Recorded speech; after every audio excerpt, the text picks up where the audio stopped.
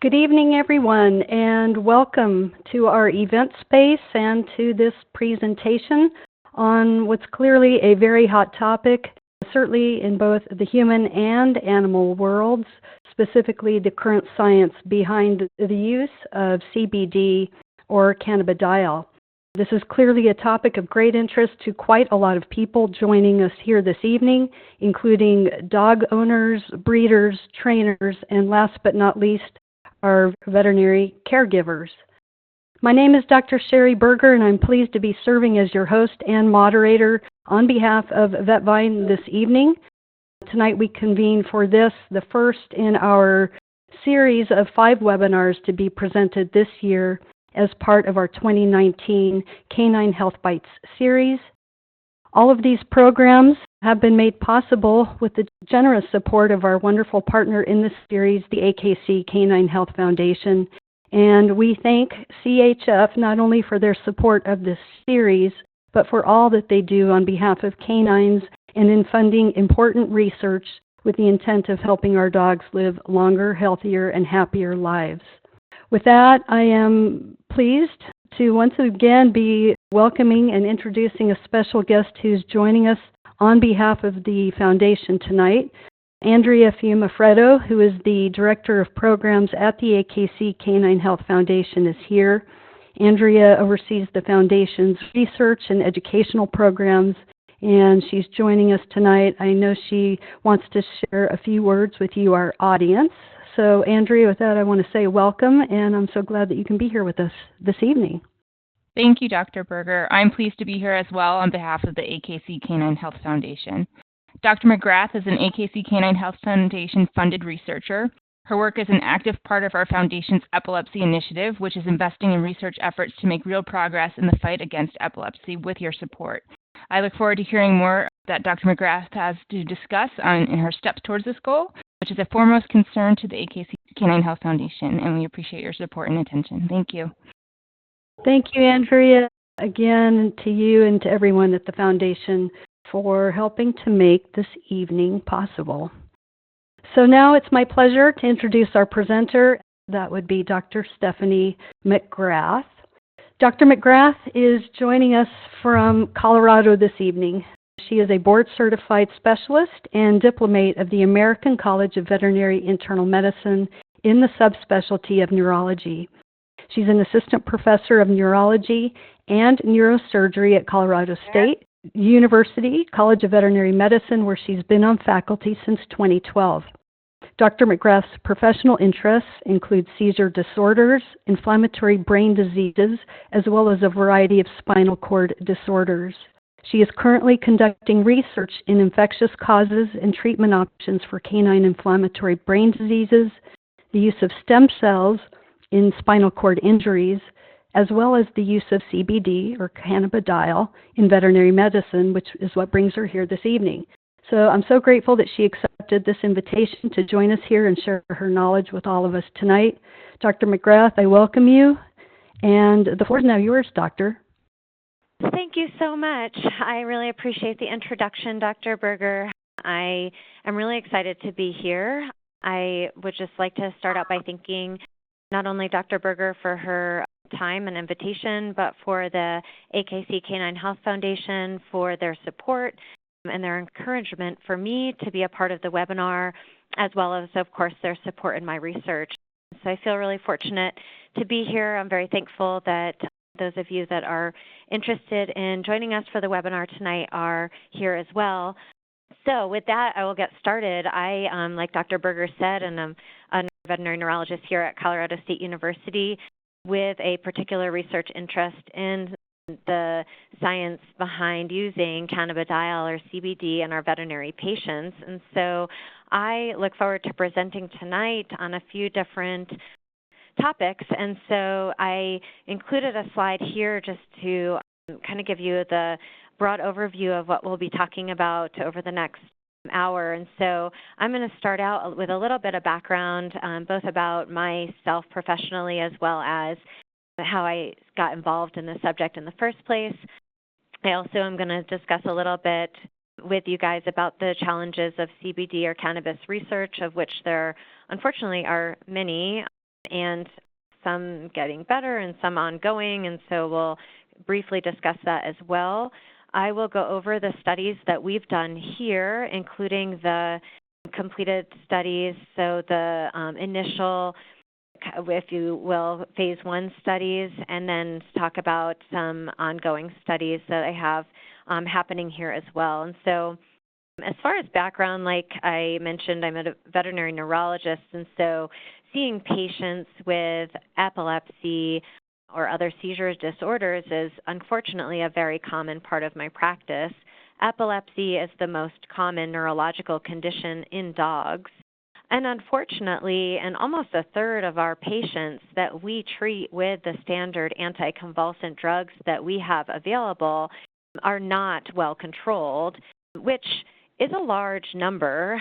And of the 70 or 80% that are well controlled, unfortunately, a lot of them suffer from fairly significant medication side effects.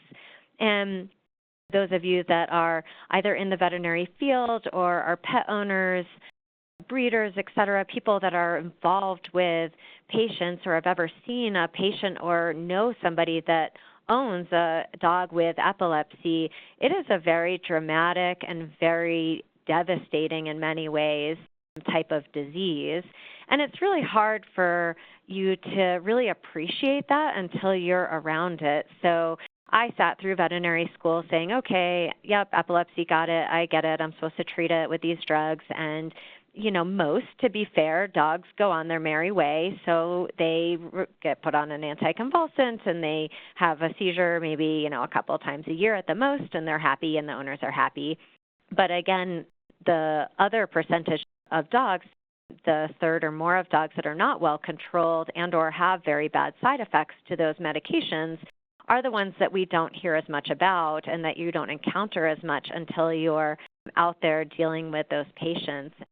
You know, sometimes I'll kind of joke that I learned during my residency in veterinary training that my sole goal with epilepsy is to treat these dogs to the point that we can get their seizures under control. So maximize all of our drugs that we have out there and get those seizures under control. But what I didn't really appreciate until I started my career was what happens when those side effects are so bad that owners are either really upset, emotionally distraught about those animals and or to the point of euthanizing them. I've literally euthanized animals that I thought I had achieved my goal of getting those seizures under control, but the owners are not able to take their dogs out for hikes anymore. They can't take them to the dog park. They can't even let them go up and down stairs on their own because they're so wobbly, or they've gained 30 pounds from being on these medications or whatever it is. And so once you get to the point that you've encountered those folks, it's really, I think, hard to really put a finger on the pulse and understand the heart of the problem. And so long story short, because I deal with this, I have a very strong feeling that we need something better, you know, at our disposal. And so that was kind of where I came from originally, thinking, you know, there's got to be something out there.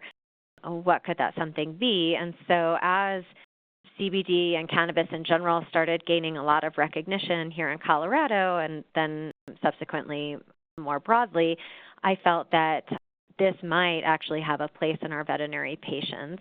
And so CBD, as we all know, is out there. It was out there years ago in Colorado. We started getting phone calls every week and then every day from clients, from veterinarians on all of our different services, wondering what CBD could possibly be used for.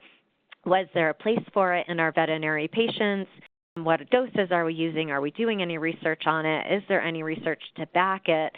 And so it kind of piqued my interest. I started hearing about CBD as a potential treatment for epilepsy. I obviously had a strong interest in epilepsy, and so I started looking into the subject a bit myself to try to figure out how we can be answering these questions. And unfortunately, I got a lot of question marks in response to my questions. So I realized that there really wasn't a lot of scientific evidence or controlled research studies out there to tell us whether CBD would be potentially effective or not. I realized that there weren't studies even telling us what the pharmacokinetics were like with different routes of administration. And I also sadly realized that there was really no regulation to this market. So although it's gaining popularity and showing up on shelves and online everywhere, it is a very unregulated substance. And so I start as a scientist and a veterinarian wanting to answer some of these questions. And so I looked into just a little bit of the history of cannabis. As you all know, it's been around forever. This is not a new drug by any means. It was first used recreationally and medicinally back to at least 4000 BC, so thousands and thousands of years. This has been something that has been out there.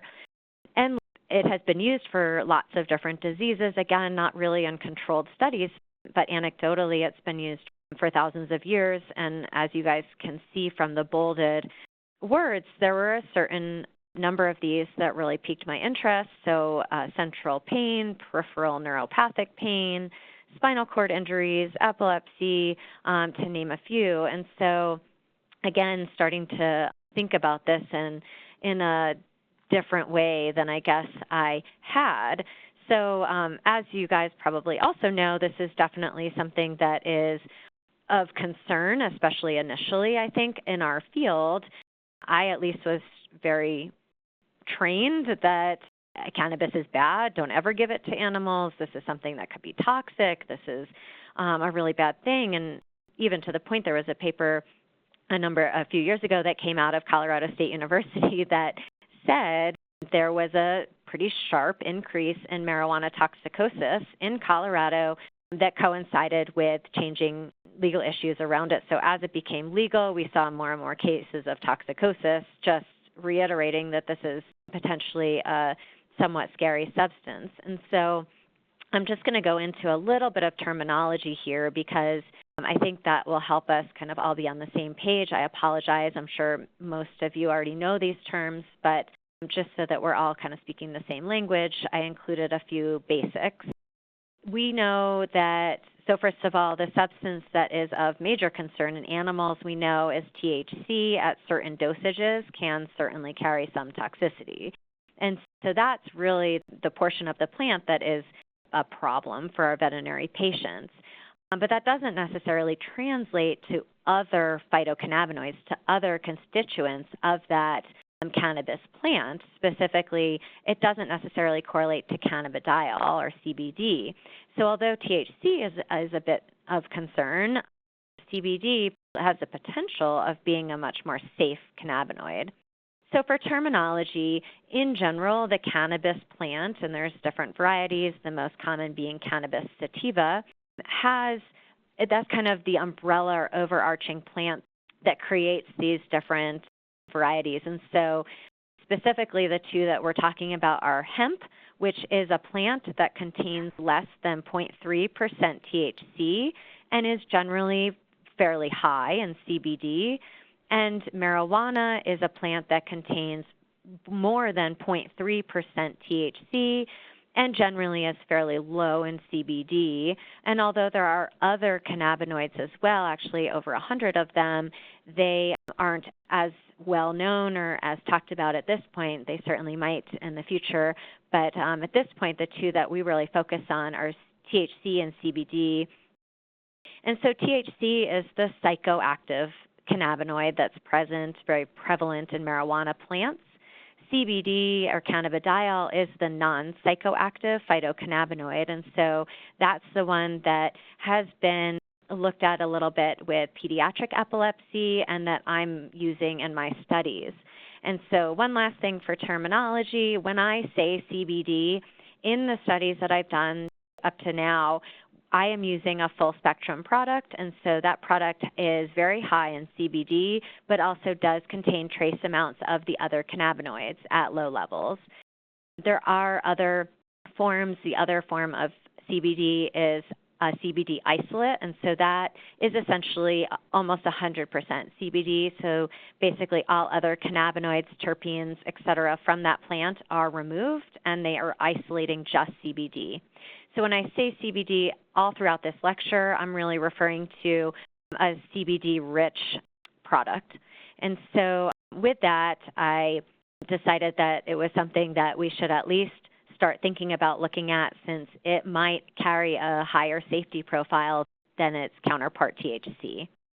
And so I approached the folks at CSU. So in my discussions with our research group as well as our legal group, we kind of go back and forth and try to navigate the paths that we could potentially take for using CBD from hemp plants for research purposes. And so from the 2014 and 2015 Farm Bills, I was able to, they gave me the green light for using CBD for research purposes. Although everything was considered a Schedule I, everything from the cannabis plant is considered a Schedule I substance, there was within the Farm Bill a statement that basically said that hemp was okay for research purposes in certain states, which included Colorado. And so I worked under that Farm Bill. Now, at the end of 2018, there was a new Farm Bill that passed, and that actually descheduled hemp. So it removed hemp from the list of controlled substances. So it didn't reschedule it, it descheduled it. And so that puts the regulation of the production of hemp into the state's hands. One thing I should point out is that although hemp was descheduled, it is still not considered legal for a therapeutic purpose. And so although the descheduling hopefully has made it easier for research purposes, it has not changed anything for veterinary use. So it is still illegal to prescribe CBD, for veterinarians to prescribe CBD, recommend CBD, et cetera. This is still something that needs to be changed, but it has not yet. And so those were the legal issues that we kind of talked about and navigated, and decided that, I guess CSU decided that it was okay for me to use it for the purposes that I was using it, as long as it was coming from hemp plants. So with that, as you probably most of you know, the other big hurdle is funding.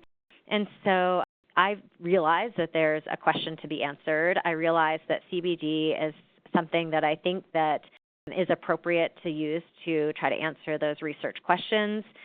CSU is okay with me doing it, but now we need money. And so that's the kind of other big part of my research conundrum. And so I was actually approached serendipitously by a company called Applied Basic Science Corporation, who had a strong interest in creating a product that was backed by science. And so Applied Basic Science Corporation, or ABSC for short, decided that they wanted to fund the research. So not only supply the product for the research, which is all well and great, but they actually decided to go that step that could actually make a study happen, which was to fund it. And so we started with a couple phase 1 studies, the first of which was a pharmacokinetic study. So this study was published in 2018 in the Canadian Journal of Veterinary Research. This study specifically looked at a single dose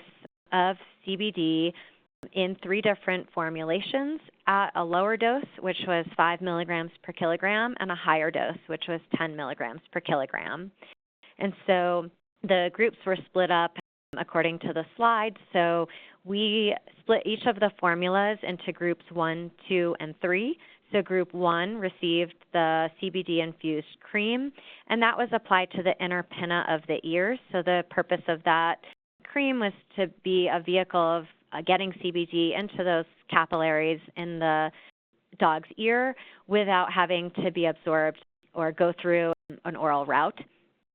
The group 2 dogs received a capsule that contained CBD powder, and then the third group received CBD-infused oil.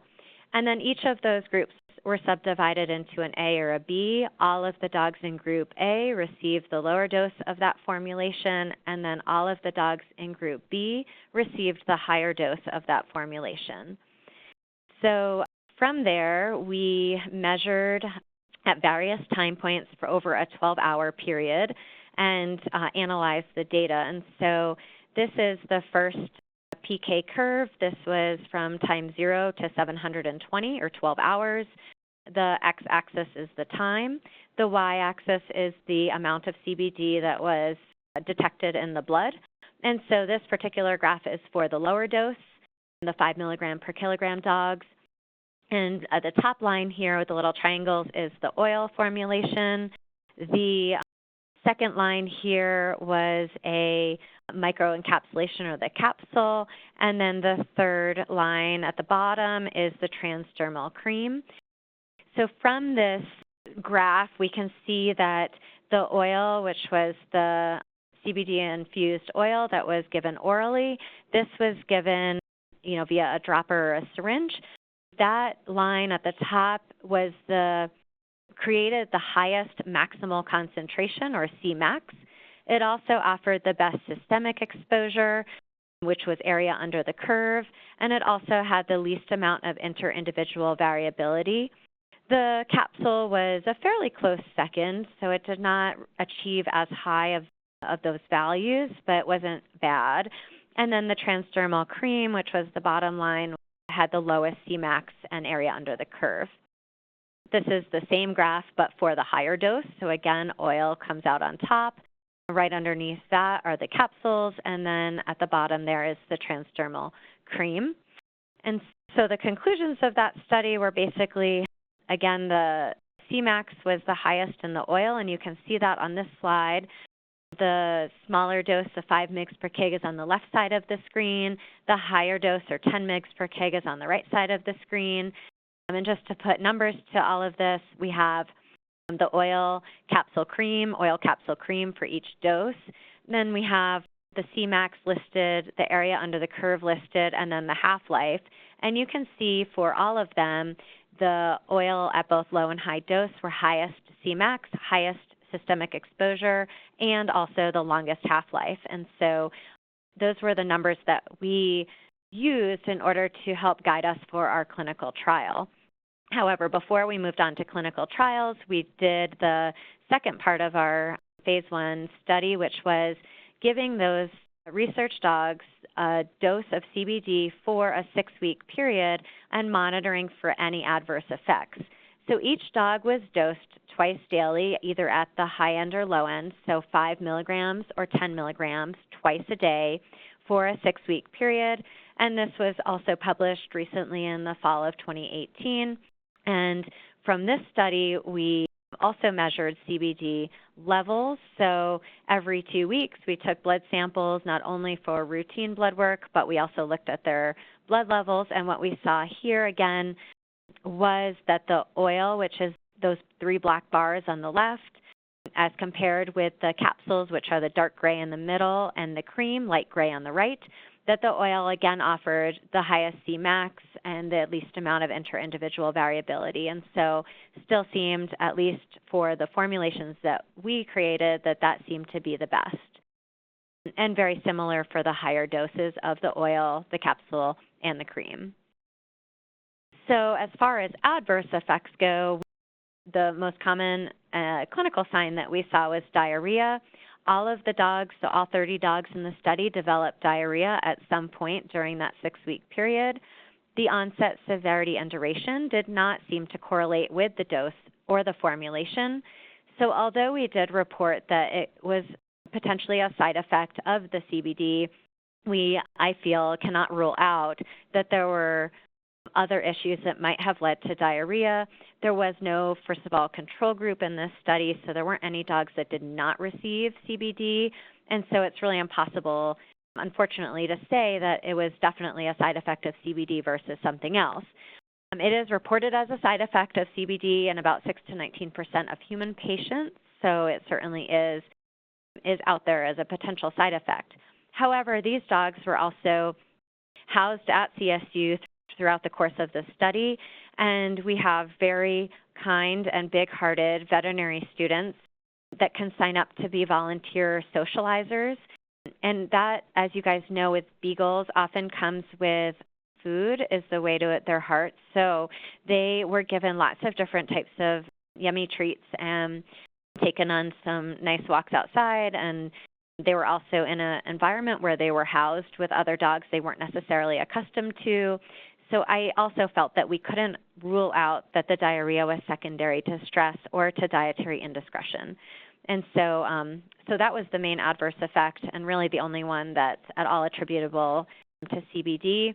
The other laboratory change that we saw, the only laboratory change we saw, was an elevation in alkaline phosphatase, which is a liver enzyme. We did see this in 36% of the dogs, so in 11 dogs. It only occurred in dogs receiving oral dosing, so the oral oil or the oral capsule. It did occur in a dose-dependent manner, so we didn't actually see changes in the ALP at the 2-week period, but we did see it at 4 weeks and 6 weeks, and we saw it only in one dog in the 5 mg per kg group at each of those time periods. However, we saw it in, I believe, all of the dogs at the higher dose at both of those time periods. So it did seem to have a dose-dependent and maybe even time-dependent effect. The bile acids test, which is a test of specifically of liver function, that was done throughout that study as well, both a fasting sample as well as a postprandial or non-fasted sample. Those remained normal throughout that 6-week period.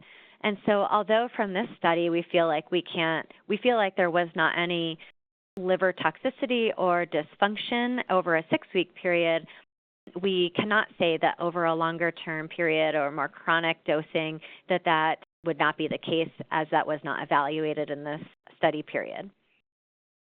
So the overall conclusions of this study, we feel that CBD is overall well tolerated. We felt that it was measurable in the plasma. However, we still, of course, have a lot of unknowns, right? So we have measurable CBD in the plasma, but are those adequate plasma concentrations to treat a disease? And that part we're not sure, of course, at this point. Do we know what a correct dose would be for treatment of a specific ailment? And again, that's still a pretty big unknown. The point of these studies was not efficacy, so we don't know its effectiveness at this point. We only know that it seems to be well tolerated, relatively safe, and that it is absorbed and measurable in their blood. And so the next step is to test a lot of the bullet points on the right side of the screen, and we felt that that was best done through clinical trials. And so from the results of this study, we decided to move forward with an epilepsy pilot study. We're fortunate enough that Applied Basic Science continued their funding, and so they decided to fund a smaller pilot study to look at short-term effect of CBD on seizure frequency in poorly controlled, client-owned dogs with naturally occurring idiopathic epilepsy. And so for this study, we designed it as a prospective, double-blinded, placebo-controlled study.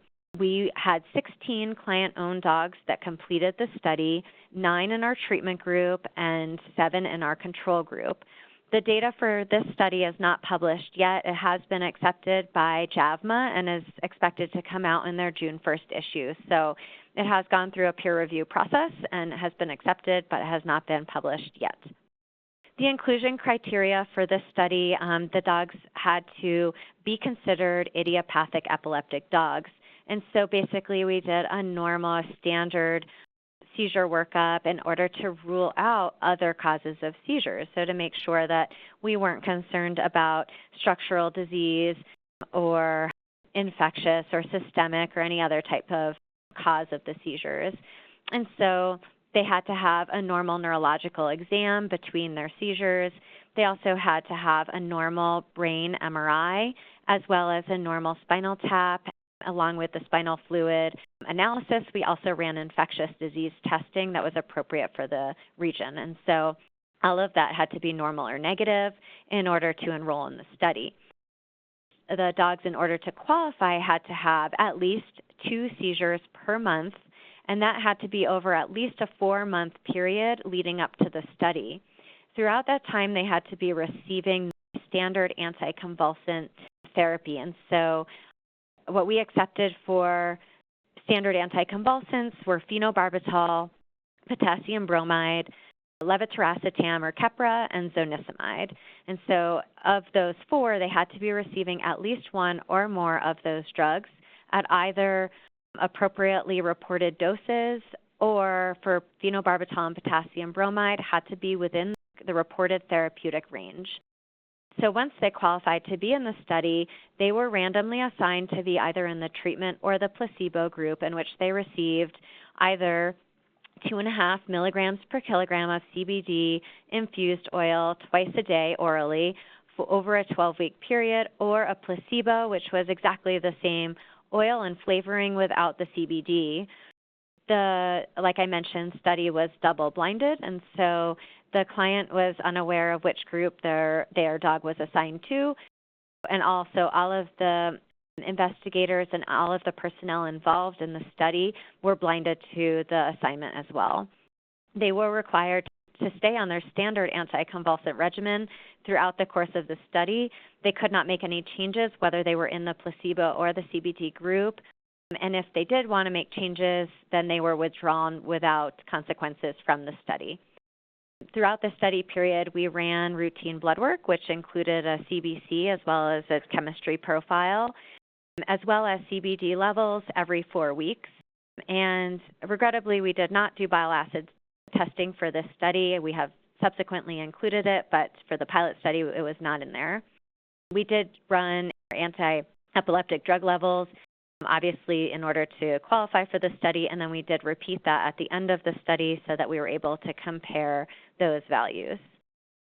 So, results of the pilot epilepsy study. Our major outcome parameter was seizure frequency, and so the two main results we got from this were that there was a significant reduction in seizure frequency for the treatment group as compared to the control group, and I'll show numbers on the next slide. However, there was not a significant change in the number of responders.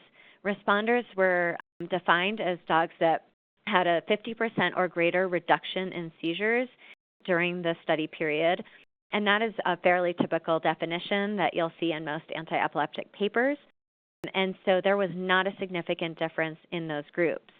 So basically the point being that if you look at the far right, on the top is the CBD and the bottom is the placebo group, 89% of the dogs in the CBD group, so 8 out of 9 dogs, had a reduction in their seizure frequency versus only 43% of the control group, so 3 out of 7 dogs had a reduction in their seizure frequency.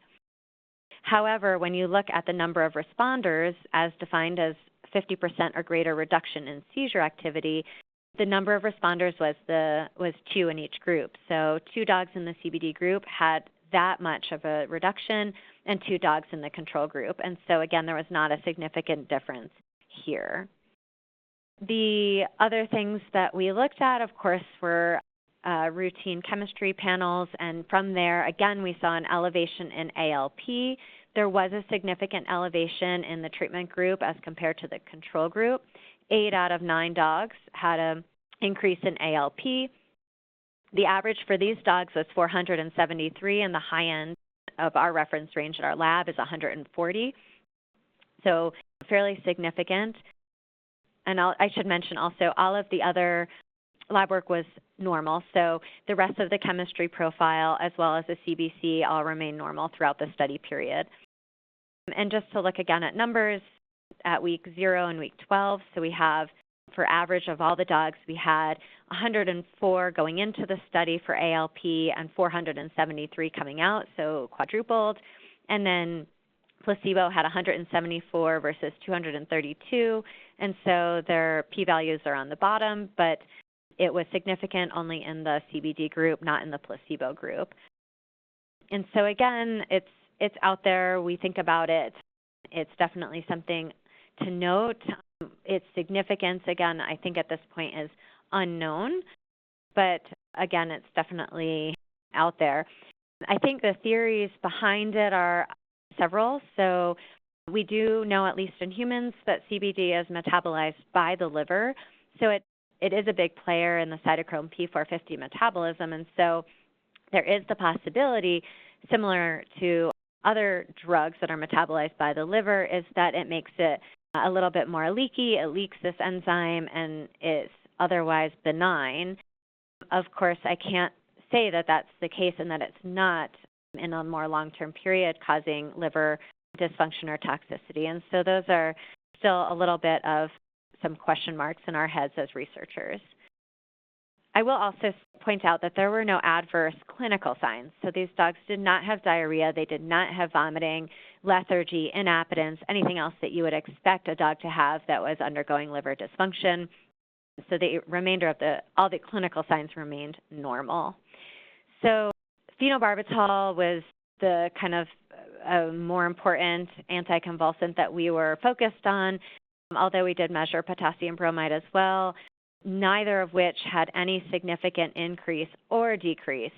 The only reason I mentioned that phenobarbital was a little bit under our focus was because it is also metabolized by the liver, specifically the cytochrome P450 system, and so there's a lot of question about whether there could be some drug interaction when it comes to phenobarbital and CBD. So at least in this study, over the short-term period in the 7 dogs that were on phenobarbital, there were no significant increases or decreases.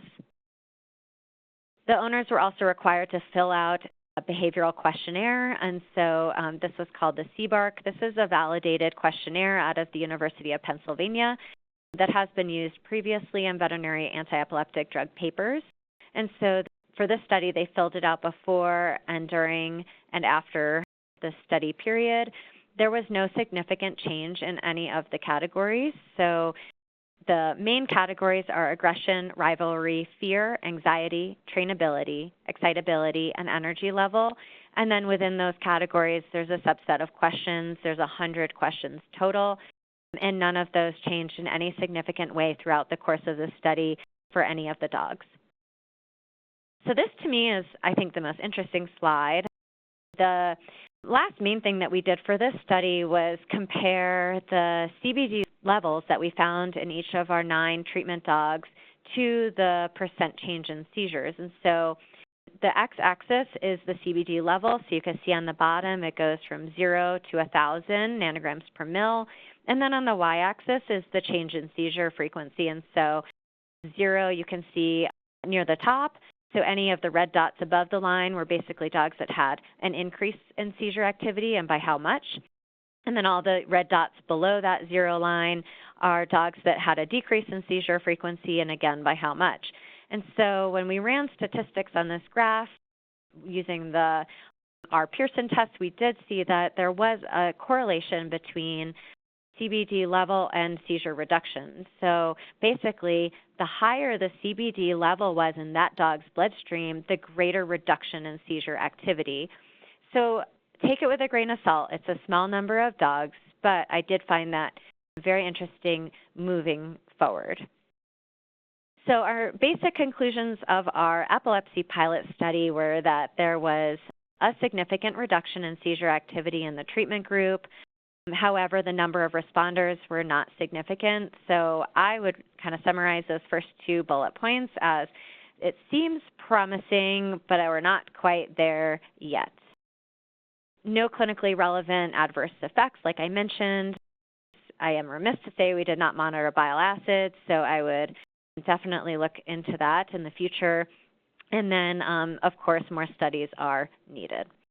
So in comes the AKC Canine Health Foundation, and as you probably know, they are a pretty strong interest in epilepsy, the genetics, the treatment thereof, et cetera. And so I did apply for one of their epilepsy grants and was very lucky to be awarded a quite sizable grant to perform a much larger canine epilepsy clinical trial. And so this study was designed as a prospective, double-blinded, placebo-controlled study, but in this case, we decided to make it a crossover study since that carries more power than a parallel study. And so for this study, our goal is to enroll 60 client-owned dogs, again, with naturally occurring uncontrolled epilepsy that are currently being treated with the same anti-epileptic drugs that I previously mentioned. These dogs, once enrolled, will undergo that same seizure workup that I mentioned previously, so it's a fully funded study. So the Canine Health Foundation pays for the brain MRI, the spinal tap, and any infectious disease testing that's indicated.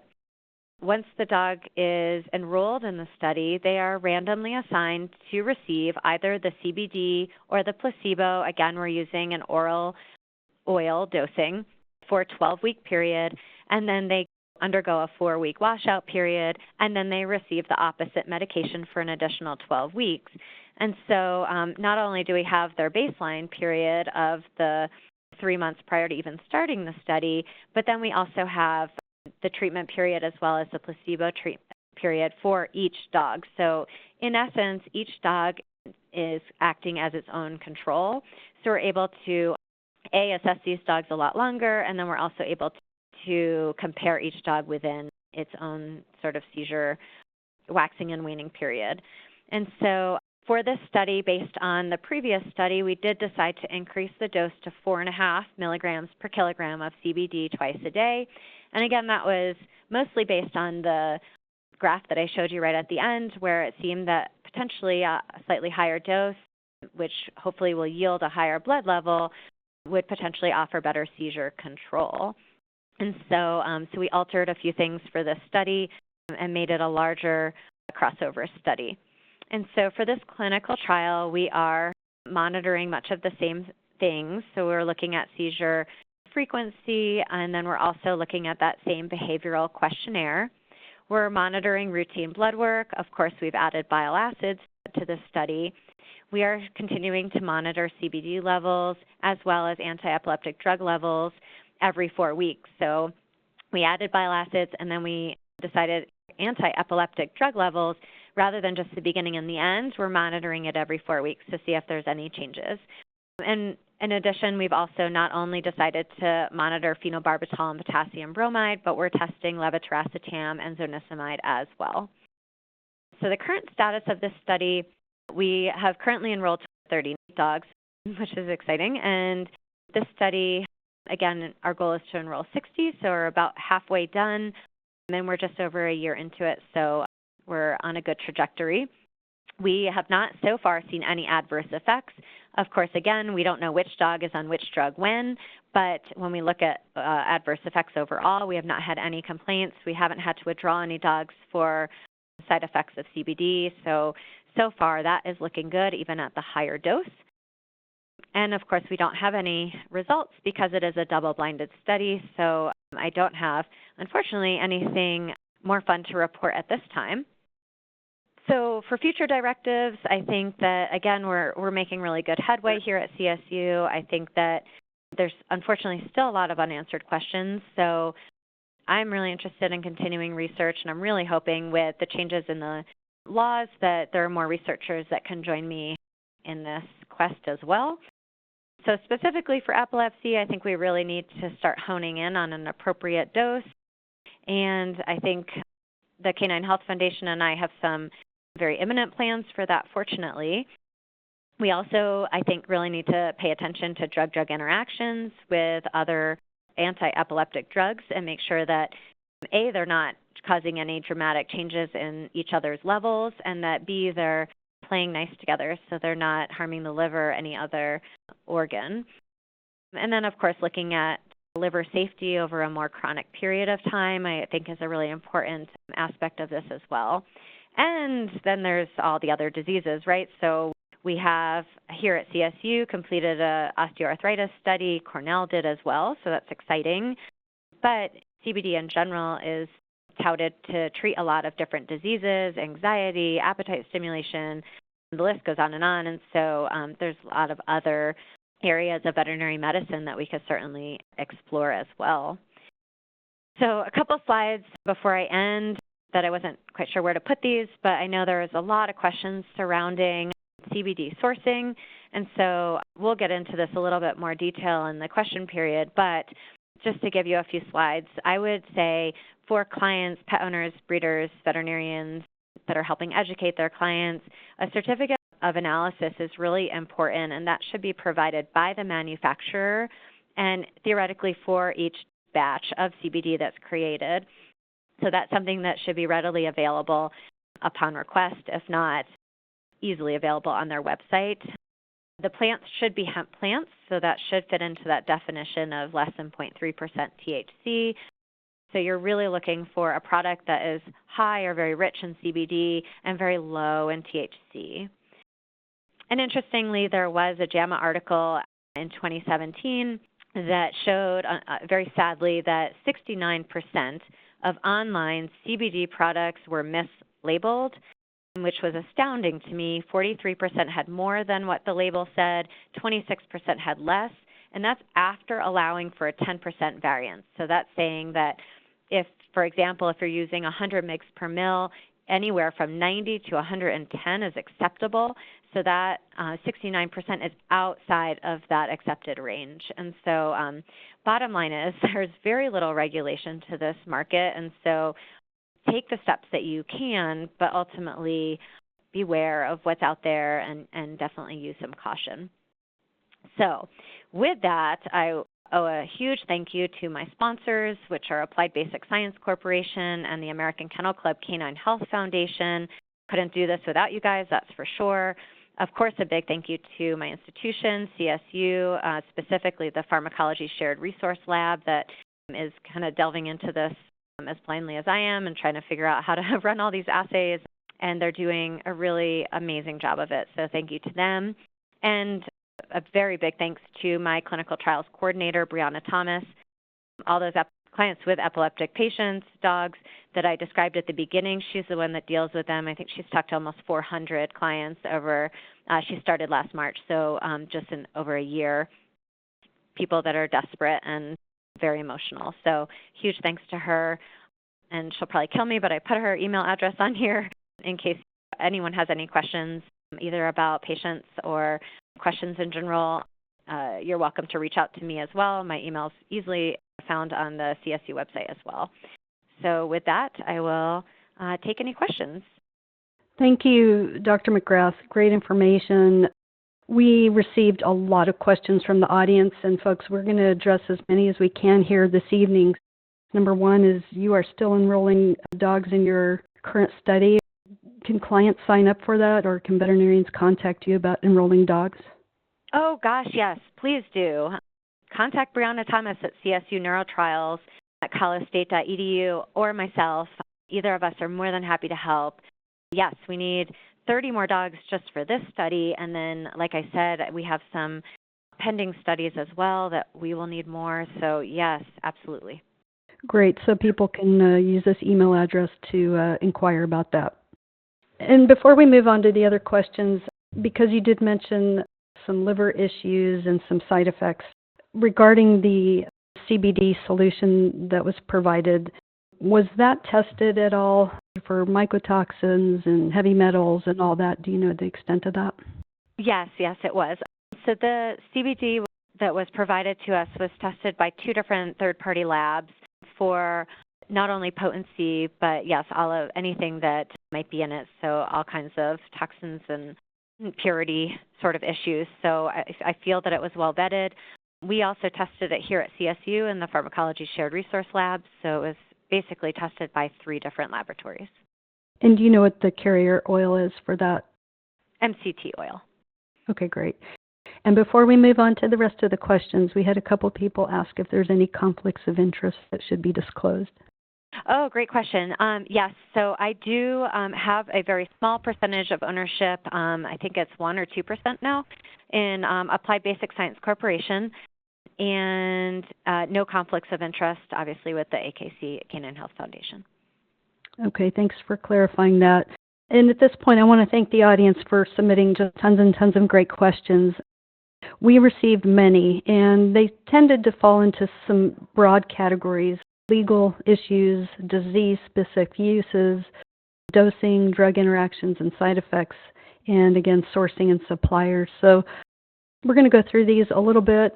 Dr. McGrath, I know you've spoken to some of this evening, but is there anything else to say about the legality, about discussing CBD, prescribing it, and if there's any conversation of these types, what should people be doing to protect themselves?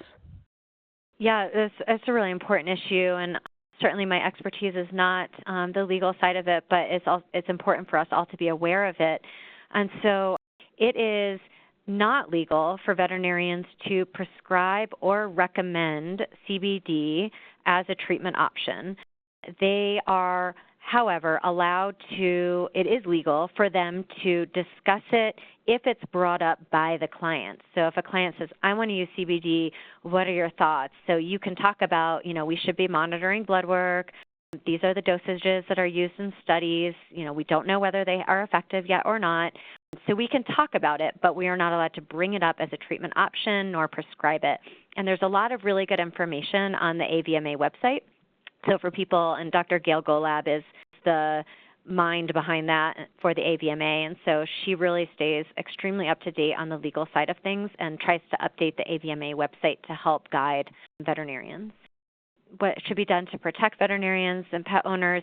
Again, I think that keeping in the back of your mind as veterinarians, for those of you that are, that it is okay to talk about as what they refer to as harm reduction education. And so, again, don't bring it up as a treatment. We're not supposed to bring it up as a treatment option, but we are allowed to discuss potential side effects and what studies are done, even their own experience with it as a veterinarian, et cetera. So we can talk about it. It's just we can't prescribe it. Okay, thank you. Regarding disease-specific use, obviously there's a lot of people joining us tonight who are interested in epilepsy, but we had lots of questions about its use for treating the pain associated with osteoarthritis, behavioral problems like anxiety, animals with cancer, and inflammatory diseases. Are there any other studies currently happening or anything that we can draw on? To answer those questions, I think epilepsy we probably covered ad nauseum tonight, but as far as osteoarthritis, like I mentioned, Dr. Dewar here at CSU and I worked on a osteoarthritis study together. That information is not yet published, but hopefully will be in the coming months. There was a study by Dr. Wachschlag out of Cornell when he was there that is published, and my understanding is that will be provided, that link to that article will be provided by VetVine upon closure of this presentation, so that will be available. So there is thought that dogs with chronic pain, that CBD may be beneficial for those dogs. Certainly a lot of anecdotal discussion about anxiety and aggression. However, to my knowledge, there are not any ongoing scientific studies. And the same goes for cancer and inflammation. So certainly there are some anecdotal stories as well as for at least cancer and inflammation, some benchtop research that would support that CBD might have some anti-cancer effects as well, or even cancer-killing effects, as well as some anti-inflammatory effects as well. I just don't think that it's been to date tested in vivo in dogs. Any possibility that it helps with cancer remission rates? Certainly there's a possibility, but has it been proven? Again, to my knowledge, it has not, but certainly an area worth exploring. Dr. Berger, it has been looked at both in a laboratory setting as well as with rodent models. It does seem very promising, however, and there's a lot of work being done in humans, but nothing that has been published, to my knowledge, to date. Okay, thank you. Moving on to routes of administration, we spoke a bit about the oral route tonight, a little bit about topical. Can you talk a little bit more about the different routes and what their indications might be, and how long it might take before an effect is seen? Yeah, absolutely. So yes, we've talked about the oral route. The topical, I will say, although it didn't seem to carry a lot of promise in the studies that we did at the beginning of my research, I think we used a vehicle, but that vehicle could potentially be not the right one. So there might be a different way of getting CBD across that dermal layer, across the skin into the capillaries, that would be more effective than the one that we used. So I think that still is something that's worth exploring. However, again, as far as I know, although people use it a lot, there's no published literature in dogs as far as looking at blood levels of topical formulations, but I wouldn't discount it. I didn't mean to be too negative in my lecture. I think this is one vehicle that we use, but there are certainly lots of other options. And rectal would be the same. indication, if you will. So the theory behind using topical rectal, or I should even say submucosal, so which we did not use in our study, would be to get directly absorbed into those capillaries rather than having to be orally administered and then pass through go through the oral route and then pass through the liver, which, as it's been fairly well seen, that there's a decent amount of CBD that is not absorbed into the blood that's taken in orally. So if we can bypass that oral route with some of these others, it certainly carries promise. But I don't think that it's shown scientifically what that PK, for those pharmacokinetic curves would look like. How long might it take to take effect? So I did report the half-life on the slide. It looks like from our study as well as Dr. Wachschlag's in dogs, we're looking at probably about a 2 to 4 hour half-life, and so fairly fast-acting, if you will. It should be something that, we saw a very high spike at, the Cmax was within hours, and so a theoretically very fast-acting drug. Thank you. And so in terms of dosing, minimum, maximum, say what would be the appropriate therapeutic range, and if an animal is not showing a response and you were to consider a dose escalation, what kind of schedule would that look like? Yeah, so I think, and this was, I hate to say I don't know to all of these questions, but unfortunately there's a lot of questions and very few answers at this point. So the dosages that we're using in our studies, I've reported on the slides, as well as all of our plasma levels will also be reported in future papers and have been in the past. However, again, we're still looking at efficacy, so we're really still trying to hone in on that dose. So in order to do that most effectively, you really have to try a range of dosages and really find what the best one is. So more isn't always better. Although we bumped it up a bit for this study, we likely will max out at a certain dosage that will achieve maximal efficacy. But unfortunately, what that dosage is, I don't know. The one that we're currently using for epilepsy is 4.5 mg per kg.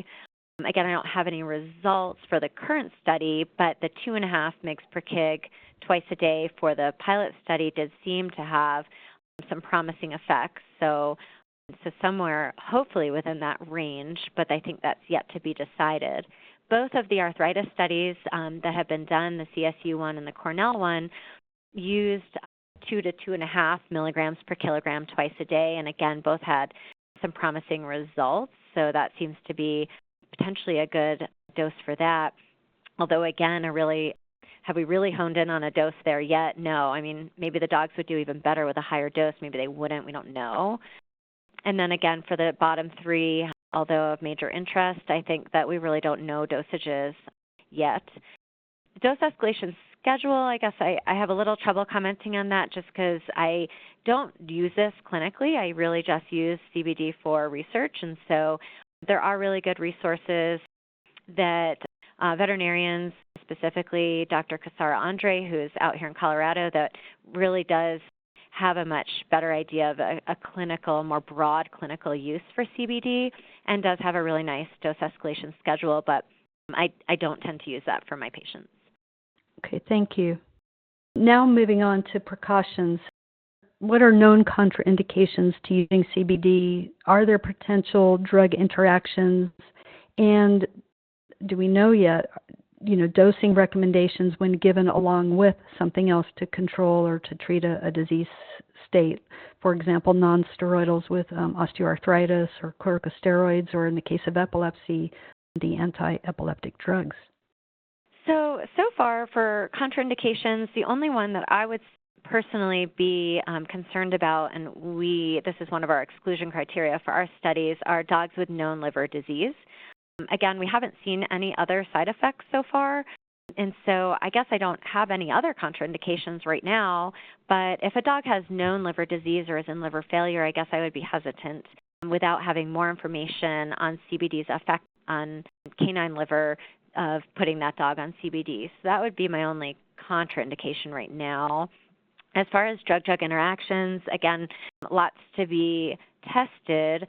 There was a paper that came out this summer and the human side that looks at the interaction of CBD with various standard anti-epileptic drugs in the human field, but it did overlap a bit in that phenobarbital, Keppra, and zonisamide were all part of those drugs that were tested. These were as a part of a clinical trial, so they weren't pure drug interaction studies, but they did not see any interaction with phenobarbital or Keppra.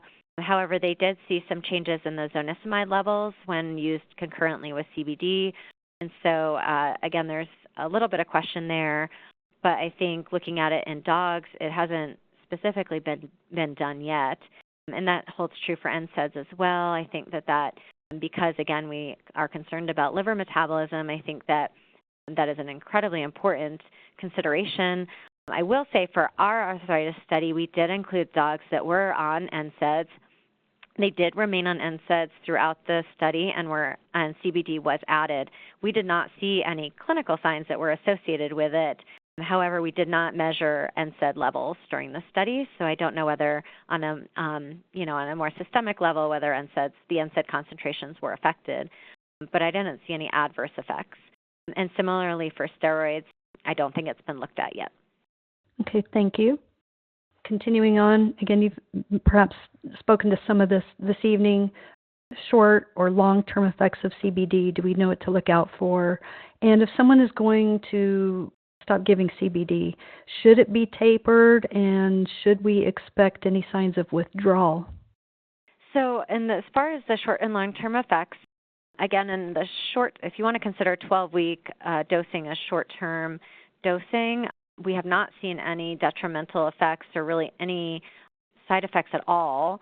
In a long-term, looking beyond that period of time, again, we haven't enrolled dogs for a longer than a 12-week period in any of our studies so far, so I can't really comment on that, but I do think it's a great question. When discontinuing CBD, must you taper it? I don't know the answer. I don't taper it. It has such a short half-life that I wouldn't imagine you'd have to taper it. I haven't seen any withdrawals. Again, the dogs that were on it for the 12-week period at fairly high dosages. The doses that I mentioned in my PowerPoint are, for the most part, a lot higher than what's being sold commercially. And we haven't had any signs of withdrawal or any problems after immediate discontinuation. Great. And last, you did say to us, buyer beware. How do we know how to find a reputable manufacturer or company? Are there concerns about consistency of active ingredients across different brands? Should that be a concern of consumers and people who have access to human products for humans? Can they be used in dogs? So for the first two bullet points, yes, there's major concern in my opinion. I may be overreacting, but I guess I read articles like the JAMA article, and I mean, almost 70% of the products out there are incorrectly labeled. So to me, that's a huge red flag. So I think that the lack of regulation is of concern. And like I mentioned in that slide, there are certainly things you can look for. You can look for a certificate of analysis. Certainly if a company is not able to provide that, that's a big problem. However, if a company is, that's definitely helpful. I have heard through the grapevine reports of forgery and things like that. So, I mean, still keep in mind this is not regulated by anyone. Hopefully it will be, but as of now, it's not. And so I would take all the steps that you can to ensure that your product is what it says it is, and it's high in CBD, low in THC. But ultimately, there is always a little bit of question. Personally, I would put some weight into companies, and it's not just ABSC. There are other companies that are funding research, and so I think that says a lot about the company, that they're willing and able to put money into the science. I also, for most of those companies, I would imagine at a reputable institution that they're being tested by multiple third-party labs, and if not at the institution itself. And so hopefully the researchers are helping to provide some sort of ease to that concern. So yes, big concerns, definitely worries about consistency and other purity and potency issues. Can you use human products? So my understanding, and I'm certainly not a manufacturer, is that most of these companies that sell both, there's no difference in the human and the dog product, assuming they're hemp products. Again, huge caution against giving your dog medical marijuana. That's not okay. So if you're able to go to a dispensary and pick up some edibles, do not feed them to your dog because they are potentially high in THC, and that, again, could be of toxic concern. However, if you're picking up a CBD product and you're comfortable with it, I would be hard-pressed to say that their pet product would be different, again, assuming that this is a hemp-derived product. And just to add on to that, the only other thing I would caution people, and I would be remiss not to say this, on the label, just make sure that there are no other ingredients that could be harmful. So some of these products that are directed towards humans will have things like xylitol, which are toxic to dogs, or certain flavorings. So again, just be a little bit careful on the label that you're comfortable with the ingredients that are in there. And that actually is sometimes the case even for companies that are marketing for pets. They just don't know, and so they put products in there that aren't safe. So be careful of other products that are used to help formulate it. Well, at this juncture, Dr. McGrath, I want to thank you for some great information and really for all the great work you're doing. You're a pioneer. You're paving the way for all of us to better understand this. So I thank you for sharing your knowledge with us this evening. Well, thank you so much for having me. I really appreciate your guys' support and your interest, and hopefully that was worthwhile. And thanks again to AKC Canine Health Foundation for sponsoring the webinar. Thanks, Dr. McGrath.